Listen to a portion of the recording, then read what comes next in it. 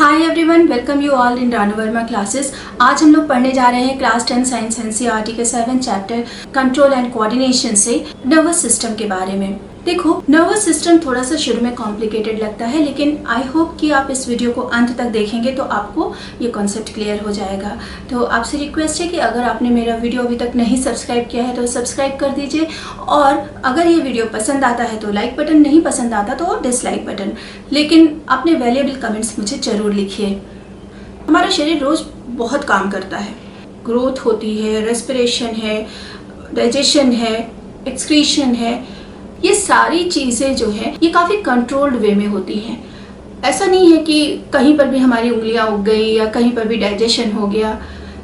एक digestion process को ही देख लीजिए, इसमें आपस में ना कई सिस्टम का एक कोऑर्डिनेशन है। जैसे मुंह से च्यू करना, फिर अलग अलग जगह पे अलग अलग पार्ट का डाइजेशन होना, जो कि हम लोगों ने डाइजेशन वीडियोस में पहले देखा है कि प्रोटीन कहीं डाइजेस्ट होता है, फैट कहीं डाइजेस्ट होता है। अब ये पूरे डाइजेशन में आपके बहुत सारे ग्लैंड्स हैं, जैसे कि लीवर है, पैनक्रियाज है, स्टमक है। इन सब का एक अलग अलग रोल प्ले है, लेकिन ये सारा रोल प्ले एक ही सिस्टम के लिए हो रहा है, डाइजेशन के लिए। तो इनमें आपस में कोऑर्डिनेशन की ज़रूरत है कि भाई हमको समझ में आ जाए कि अच्छा अब मेरा काम है तो यहाँ मेरा काम है। इस तरीके से सारे ऑर्गन्स को एक इंफॉर्मेशन होनी चाहिए। ये सारा काम इतने कोऑर्डिनेशन से कैसे होता है? असल में हमारे बॉडी में जो भी काम इस तरीके से आपस के ऑर्गन्स के कोऑर्डिनेशन से होता है, इसके लिए दो चीज़ें जिम्मेदार हैं। एक तो है हमारा नर्वस सिस्टम और दूसरा है हार्मोन्स। हार्मोन्स के बारे में हम लोग इस चैप्टर के बाद में पढ़ेंगे। अभी हम लोग शुरू कर रहे हैं नर्वस सिस्टम के बारे में। देखो, नर्वस सिस्टम को समझने से पहले हमको ध्यान में रखना चाहिए कि हमारे शरीर में दो तरीके के एक्शन हो रहे हैं। एक तो वो एक्शन होता है पूरे समय जिसको कि हम ना भी चाहें तो भी हमारे जिंदा रहने तक वो होता रहेगा, जैसे कि हार्ट बीट। क्या आप अपना हार्ट बीट रोक सकते हैं? नहीं। डाइजेशन का प्रोसेस है, रेस्पिरेशन का प्रोसेस है, या हमारा हाथ जैसे किसी गर्म चीज़ के ऊपर टच कर गया, जो कि एग्जाम्पल सबसे ज़्यादा पढ़ाया जाता है नर्वस सिस्टम में, तो हम अपना हाथ जल्दी से हटा लेंगे। किसी ने लाइट का फोकस डाला हमारी आंखों पे तो हमारी आंखें थोड़ी चौड़ी हो जाएंगी, उसके बाद फिर धीरे धीरे नॉर्मल होंगी। तो इस तरह के फंक्शन को बोलते हैं इनवॉलेंट्री, मतलब हमारी इच्छा। वॉलेंट्री मतलब क्या होता है? इच्छा होना। इनवॉलेंट्री मतलब हमारी इच्छा इसमें हो या ना हो नहीं है, लेकिन फिर भी ये काम हमारा शरीर करता रहेगा। दूसरा चीज़ हो जाता है वॉलेंट्री एक्शन। जैसे किसी ने हमको बुलाया तो हम कैसे जाएंगे ना, पैरों से चल के जाएंगे, तो इस पूरे काम को हम वॉलेंट्री बोलेंगे। वॉलेंट्री मतलब अपनी इच्छा से हम कर रहे हैं। ये जितने भी काम होते हैं इसके लिए रिस्पॉन्सिबल है नर्व सेल्स। अब ये नर्व सेल्स क्या होते हैं और इनका स्ट्रक्चर क्या होता है, पहले ये समझते हैं। देखो, नर्व सेल्स हमारे शरीर में पाए जाने वाली सबसे लंबी सेल होती है। ये बहुत छोटी भी हो सकती है जो हमें आंखों से ना दिखाई दे, और कुछ तो बहुत बड़ी होती है जो नेकेड आइज से हमें दिख जाता है। इन नर्व सेल्स का डायग्राम देखो, जैसे कि बाकी सेल्स होते हैं वैसे ही इसमें भी साइटोप्लाज्म, बीच में न्यूक्लियस और सारा मटेरियल है, लेकिन इसका आउटर पोर्शन अगर देखो तो उसमें बहुत सारी ब्रांचेस निकली हुई हैं। इन ब्रांचेस को बोलते हैं डेंड्राइट्स। इन्हीं डेंड्राइट्स में से एक डेंड्राइट्स मान लो कि वो बहुत लंबी हो गई और इसके ऊपर एक कोटिंग पाई जाती है। ठीक है, ये जो ब्लॉक्स दिख रहे हैं ये एक तरह की कोटिंग है, और इसके बाद जो एंड है नर्व्स का वो फिर से आप देखिए ब्रांच्ड हो गए। इसको हम बोलते हैं नर्व एंडिंग, और इस पूरी लंबी थ्रेड को बोलते हैं एक्सॉन। ठीक है, और ये पूरा एक सिस्टम हो गया नर्व सेल का। ये जो आप सेल बॉडी देख रहे हैं ऊपर की ओर, ये हायर क्लास में आप पढ़ेंगे कि कोई ज़रूरी नहीं है कि ये सेल बॉडी टिप पे ही हो, ये उस थ्रेड के बीच में भी कहीं हो सकती है। तो ये खैर अभी आपके कोर्स में नहीं है। अब आता है कि ये काम कैसे करते हैं। देखो, नर्व सेल्स पूरे शरीर में फैले हुए हैं, लेकिन इसको हम 3 पार्ट्स में कैटेगराइज कर सकते हैं। पहला तो होता है कि हमारे सर के अंदर बहुत सारे नर्व सेल्स होते हैं जिनको कि हम क्रेनियल नर्व्स बोलते हैं। ठीक है, फिर आता है बहुत लंबे नर्व सेल्स ब्रेन से अटैच्ड होती हैं हमारे सेंटर में, और ये नर्व सेल्स को हम बोलते हैं स्पाइनल कॉर्ड। कॉर्ड मतलब क्या होता है? जो भी थ्रेड लाइक या रस्सी जैसा कोई भी स्ट्रक्चर होता है उसको कॉर्ड बोलते हैं। ये थ्रेड लाइक स्ट्रक्चर है, इसके ऊपर स्केलेटन का प्रोटेक्शन है जिसको हम वर्टेब्रे बोलते हैं, जिसको आप साधारण भाषा में रीढ़ की हड्डी बोलते हैं। जैसे आपके घरों में इलेक्ट्रिक वायर कंडक्ट होता है तो उसके ऊपर हम प्लास्टिक का पाइप लगा देते हैं जिसके अंदर से ये जाता है। समझ लीजिए हमारा बैकबोन भी ऐसे ही काम करता है, बस अंतर इतना है कि जो पाइप है इलेक्ट्रिसिटी वाली वो कंटिन्यूस होगी, उसको हम बीच में बेंड नहीं कर सकते। लेकिन चूंकि ये एक हमारे शरीर का एडेप्टेशन फीचर है कि भाई हमको झुकना भी है, हमको खड़े भी होना है, फ्लेक्सिबिलिटी चाहिए हमें, तो ये जो बोन्स होती है वो एक के अंदर रिंग्स में एडजस्ट होती हैं और इससे हमको फ्लेक्सिबिलिटी मिलती है ताकि हम लोग मूव कर सकें। चूँकि ये नर्व सेल्स जो स्पाइनल कॉर्ड है और ये जो ब्रेन में है क्रेनियल नर्व्स, इनको हम बोलते हैं CNS यानी कि सेंट्रल नर्वस सिस्टम। CNS क्यों बोल रहे हैं? क्योंकि ये हमारे बॉडी के सेंटर पार्ट में पाई जा रही हैं।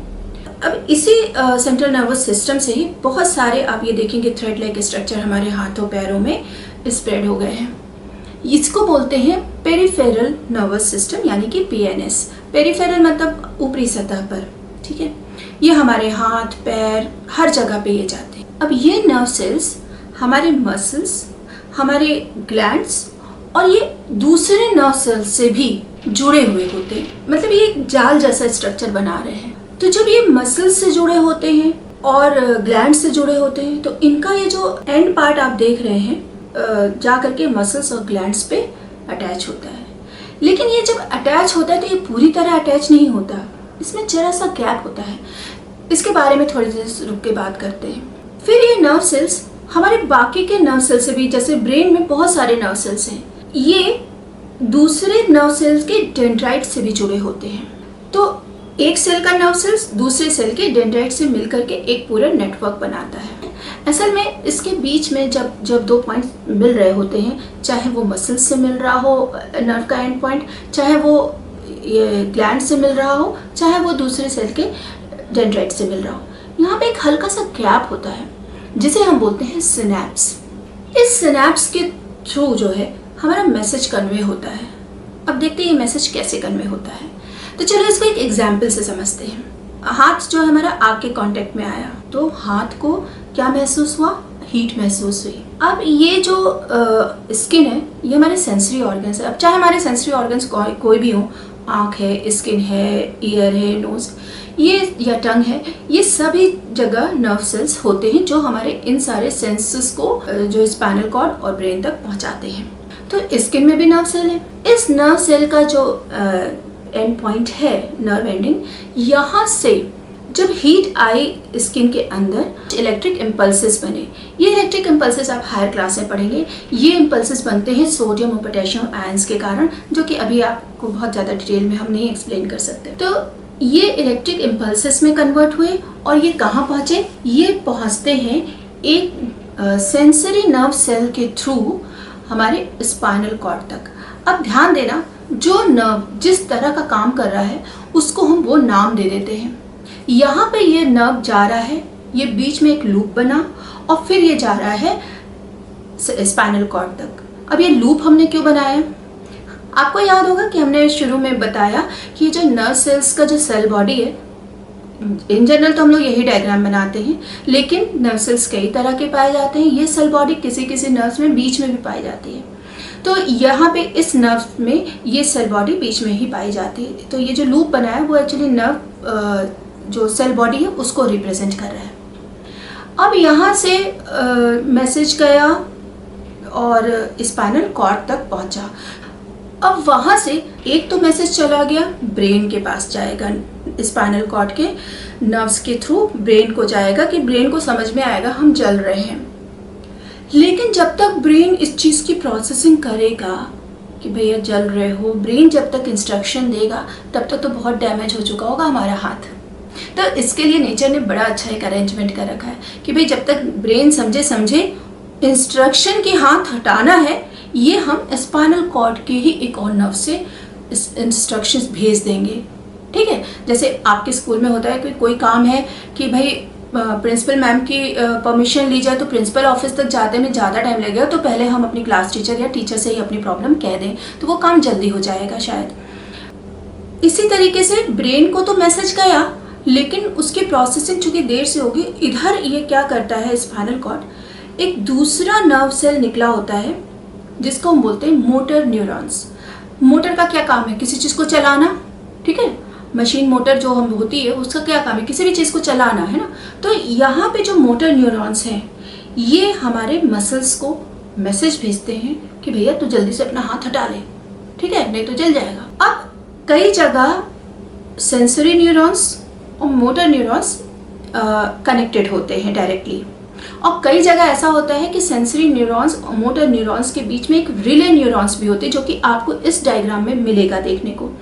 ये रिले न्यूरॉन्स सेंसरी न्यूरॉन्स से मैसेज को मोटर न्यूरॉन में पहुंचाती है। तो दोनों तरह का कॉम्बिनेशन हो सकता है कि sensory neurons is attached with motor neurons directly और it is having relay neurons in between. तो यहाँ पे सेंसरी न्यूरॉन्स से रिले न्यूरॉन्स से मैसेज किस में गया? मोटर न्यूरॉन्स में।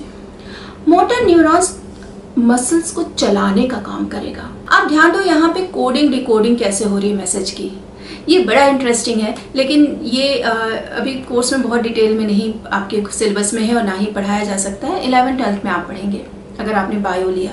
हमारे बॉडी में सोडियम और पोटेशियम और कैल्शियम, इन तीनों का बहुत बड़ा रोल है इस तरह के मैसेजेस को कन्वे करने। खासकर इसमें सोडियम का बहुत ही मेजर रोल है। तो जब भी कोई घटना घट रही है हीट की, ये सारी चीज़ें कुछ केमिकल चेंजेस करती हैं हमारी बॉडी में, फिर ये इलेक्ट्रिक इम्पल्सेस सोडियम पोटेशियम के कारण जनरेट होती हैं।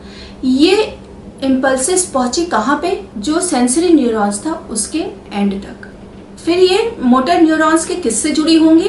डेंड्राइट वाले पार्ट से। मैंने बताया था ना कि एक का नर्व एंडिंग दूसरे के डेंड्राइट से जुड़ा होता है। एंड पे ये इलेक्ट्रिक सिग्नल को कुछ केमिकल्स में बदल देता है।